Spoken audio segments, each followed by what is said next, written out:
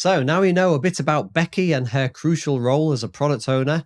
Let's take a look at the requirements that have been given to her by the Bike Club. The Bike Club have asked for a website shop to sell their bikes through.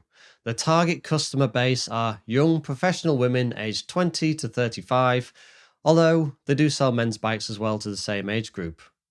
They want the site to look modern, feminine, and friendly. They need the site to promote certain bike models depending on supply and demand changes.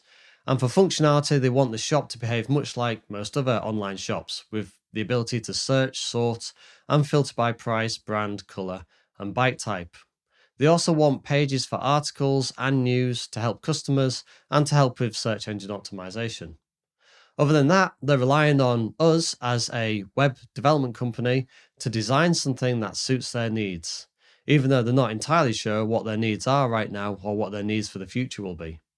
In terms of design, although stating it is to be modern, feminine, and friendly, they cannot be more specific and told Becky, our product owner, that they'll know if it's right when they see it.